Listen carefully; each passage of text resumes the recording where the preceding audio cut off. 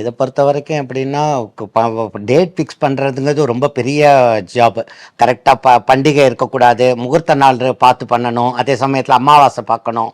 ஏன்னா அமாவாசை சமயம்னா சில பேர் வெளியிலலாம் சாப்பிட மாட்டேன்பாங்க, அதெல்லாம் பார்த்து ஆயிடுச்சுன்னு போகணும். அந்த மாதிரி ரெண்டாவது கிளைமேட்டையும் பார்க்க வேண்டியதாக இருக்குது. சில நாள் வந்து அங்கே ரெய்னி சீசனாக இருக்கிறபோது நம்ம அந்த டூரை போட்டோம்னா அங்கே போய் மழையில் மாட்டிக்கணும்.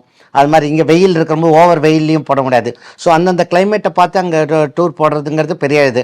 அது ஒரு அதுவே ஒரு ப்ராஜெக்ட் மாதிரி ஒரு நாள் கேலண்டரை வச்சுட்டு டேட் ஃபிக்ஸ் பண்ணி அதை ப்ரமோட் பண்ணுறதுங்கிறதே அது ஒரு பெரிய டாஸ்க். அதுக்கப்புறம் அதை கஸ்டமர்கிட்ட கொண்டு ரீச் ஆக்கி அவங்கள்லேருந்து யார் யார் வராங்கன்னு பார்த்து ஆயிடுச்சுன்னு போகிறதுங்கிறது அடுத்த ஒரு டாஸ்க்கு.